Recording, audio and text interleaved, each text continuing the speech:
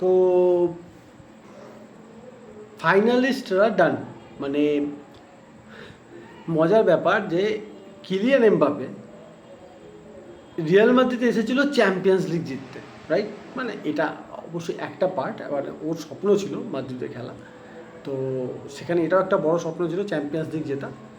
PSG এখন Champions League জিততে পারে। PSG will play the final against Inter Milan. Inter Milan বার্সাকে হারালো with epic match, epic match. PSG versus Arsenal, also a very entertaining match it was. Manchester United Atletico বিলবাওকে total 7-1 অ্যাগ্রিগেটে হারিয়েছে। 4-1 old ট্র্যাফোর্ডে, বিলবাওয়ের মাঠে 3-0। ওদিকে টটেনহাম হটস্পার ফাইনাল খেলবে Europa League against Manchester United.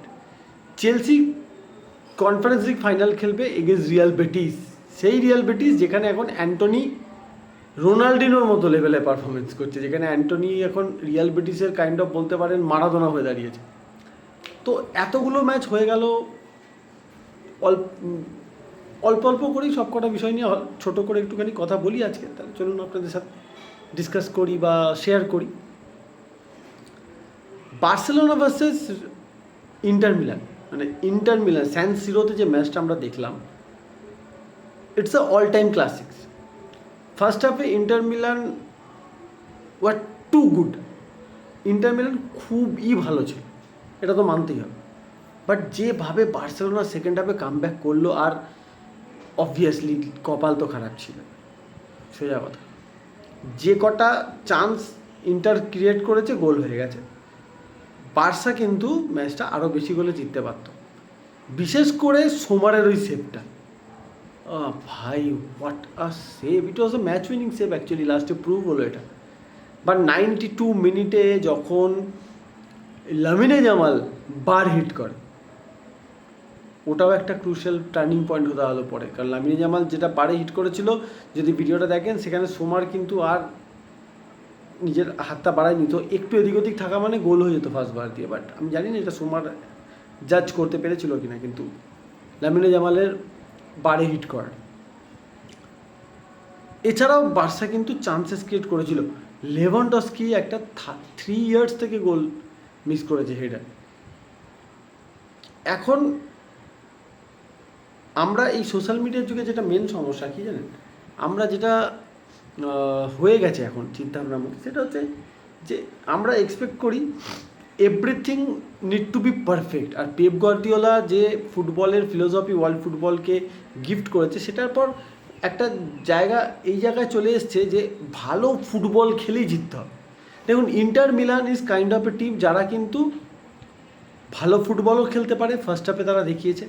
তারা হাইলাইনকে যেমন ব্রেকও করতে পারে, তারা কিন্তু দরকার হলে নোংরা লম্বা বলও খেলে দিতে পারে, যেটা লাস্ট গোলের সময় লিলিয়ান থুরামের দিকে দেওয়া হয়েছিল, মার্কাস থুরামের দিকে, থুরামের দিকে যে লম্বা বলটা দেওয়া হয়েছিল। তো সেই লম্বা বলটা, মানে এই যে ডিফেন্স টু স্ট্রাইকার লম্বা বল, মাঝে কোনো বিল্ড আপ না। ইন্টার মিলান কিন্তু আবার সেরাম টিম নয় যে শুধু ওটাই খেলে। ইন্টার মিলান কিন্তু মাঝে বিল্ড আপ করা, প্রপার ব্যাক থেকে বিল্ড করা, যেটা ফার্স্ট হাফে তারা করছিল। তো এই কারণে ইন্টার মিলানকে আমি ফাইনালে এগিয়ে রাখবো দেন পিএসজি, কারণ তাদের অ্যাডাপ্টেবিলিটি, তারা প্রয়োজনে খুব খারাপ ফুটবল খেলেও ম্যাচ বের করে নিতে পারে, এটা ইন্টার মিলানের একটা বিগ পজিটিভ দিক। বার্সেলোনার সাপোর্টারদের কাছে এটাই বলবো যে ডিসাইডেড হওয়ার কিছু নেই, বিকজ এই টিমটা অনেক ভালো ফুটবল, অনেক ভালো মুহূর্ত উপহার দেবে। বার্সেলোনা বোর্ড আজ যাই করুক যেন হ্যান্সি ফ্লিককে স্যাক না করে, কারণ এই টিমটা, যে টিমটা হ্যান্সি ফ্লিক নিয়ে এই ফুটবল, এই দৃষ্টিনন্দন ফুটবল, এই হাই রিস্ক টেকিং ফুটবল যে গিফট করছে আমাদের, এটা অতুলনীয়। মানে বার্সা সেকেন্ড হাফে যে কামব্যাকটা করেছিল, it was brilliant, such a beautiful football. PSG versus Arsenal, same কথা আমি বলবো, আর্সেনাল অনেক বেটার ছিল, বিশেষ করে first 20 minutes it was Arsenal versus Donnarumma. আমি এখনও মনে করি যে আর্সেনালের ইমিডিয়েট যেটা দরকার একটা নয় দুটো নয় তিনটে স্ট্রাইকার কেনা। দেখুন কাই হ্যাভার্টস গ্যাব্রিয়েল জেসুস দিয়ে যে হবে না এটা প্রমাণিত। আর্টেটাকে যদি তার টিমকে নেক্সট লেভেলে নিয়ে যেতে হয়, নেক্সট লেভেলে যদি মানে যেটা ব্রিলিয়ান্ট ফুটবল তারা প্রিমিয়ার লিগেও খেলছে, ব্রিলিয়ান্ট ফুটবল তারা চ্যাম্পিয়ন্স লিগেও খেলেছে, তো যদি নেক্সট ট্রফির জন্য যেতে হয় they need a proper number 9, a proper number 9। Trossard, Saka, Odegaard, Gabriel Martinelli এরা আপনাকে গোল দেবে, ওটা বোনাস, কিন্তু এদের দিয়ে আপনি ম্যাচের পর ম্যাচ বের করতে পারবেন না। You need a proper goal scorer in your team.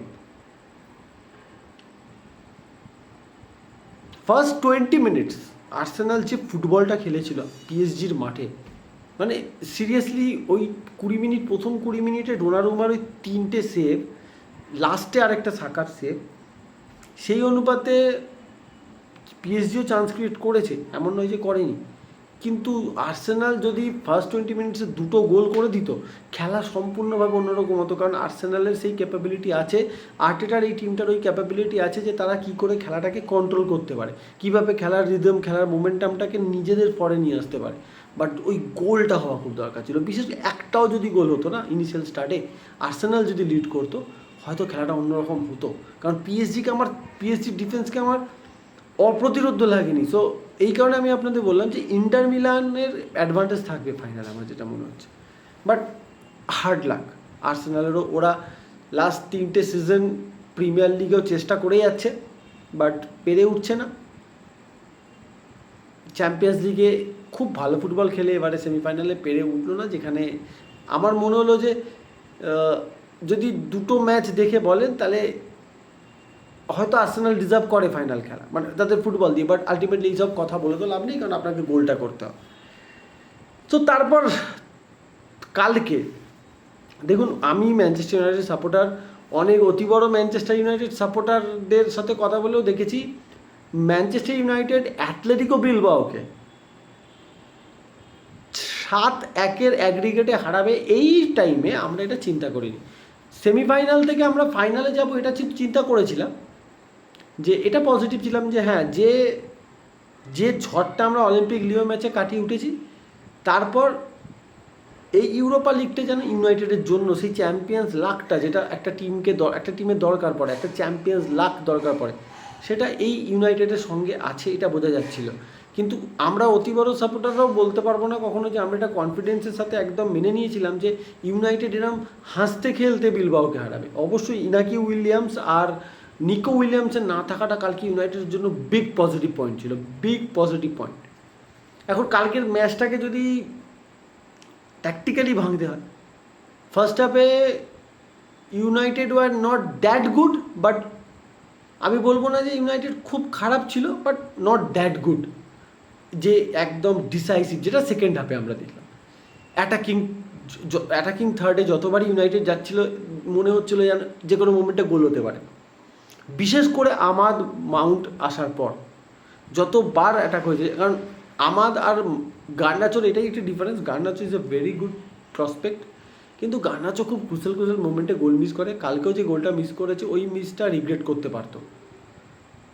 Inaki Williams, Nico Williams না থাকায় বিলবাওকে হ্যান্ডেল করা অনেকটা ইজি হয়েছে ফর ইউনাইটেড, এটা আমি বলবোই, কারণ ওই ইঞ্জুরিটা ইউনাইটেডের ফরে গেছে পুরোপুরি। কিন্তু স্টিল এখনও অবধি যে জিনিসটা আই থিঙ্ক রুবেন অ্যামোরিমও স্বীকার করবে, রুবেন অ্যামোরিম স্বীকার করেওছে, একটা পুরো ম্যাচকে কন্টিনিউয়াস বেসিস কন্ট্রোল করা ইউনাইটেড আগের থেকে বেটার। বাট তো পজিটিভস অনেক আছে, ক্যাসেমিরোর এই দুর্দান্ত ফর্ম, মাউন্টের গোলে ফেরা যেটা খুব দরকার ছিল, মাউন্টের কনফিডেন্সের সাথে আর তার সাথে মাউন্টের কনফিডেন্স বাড়লে কন্ট্রিবিউশনটাও বেশি হবে খেলাতে, অনেক বেশি এফেক্টিভ আমরা দেখতে পাবো মেসন মাউন্টকে। ব্রুনো ফার্নান্ডেজ অ্যাজ ইউজুয়াল নিজের কাজ করে গেছে, হয়তো একটু খারাপ কালকে লেগেছে ব্রুনো ফার্নান্ডেজকে, but still he was looking not that bad. But Garnacho, Rasmus Hojlund একটা গোল পেয়েছে, বাট রাসমস হয়ল্যান্ডের হোল্ড আপ প্লেটা স্টিল ইউনাইটেডকে এখনও ভোগাবে আমার যেটা মনে হয় দেখ। সো এছাড়া বাদ বাকি মোটামুটি আমার সব পজিটিভই লেগেছে। ডিফেন্সও আর নট দ্যাট ব্যাড। যেটা একটাই জিনিস আমি যেটা ফিল করছিলাম, ইউনাইটেডের মাঝমাঠটা এখনও টেরিফিকলি ফাঁকা হয় ইউনাইটেডের মাঝমাঠটা। এই জিনিসটা ইউনাইটেড আর অ্যামোরিমকে দেখতে হবে, কারণ Manchester United is going to play against Tottenham Hotspur. এবার অনেকেই কথাটা বলতে পারেন যে টটেনহাম হটস্পারকে হারানোটা ফাইনালি ইউনাইটেডের জন্য তেমন কোনো ব্যাপার হবে না, কিন্তু এটা মনে রাখতে হবে ইউনাইটেড এই সিজনে 3বার হেরেছে টটেনহামের সাথে। টটেনহাম এই সিজনে 3বার ইউনাইটেডকে হারিয়েছে, 2বার প্রিমিয়ার লিগে, 1বার ইএফএল কাপ কার্লিং, যেটা আমাদের কাবারও কাপ।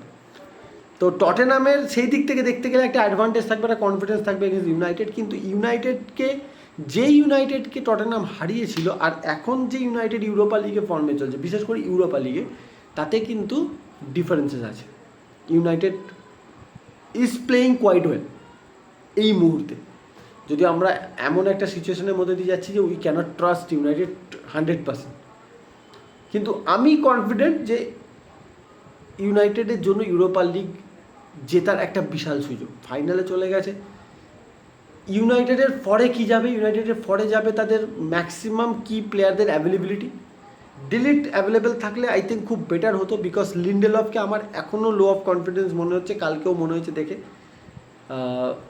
আর যেটা ফরে যাবে ইউনাইটেডের, সেটা হচ্ছে ইউরোপা লিগে ইউনাইটেডের কনসিস্টেন্সি আর ইউনাইটেডের লাক। ইউরোপা লিগে ইউনাইটেডের কপাল।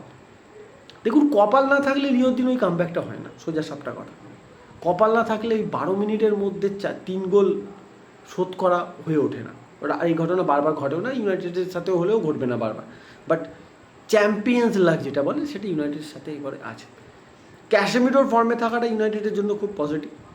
আরেকটা যেটা পজিটিভ, সেটা হচ্ছে হিউম্যানসনের টটেনহামের হয়ে অ্যাভেলেবিলিটি না থাকা। আমি জানি না ফাইনাল খেলতে পারবে কিনা, বাট হিউম্যানসন ইজ এক্স ফ্যাক্টর টটেনহামের জন্য।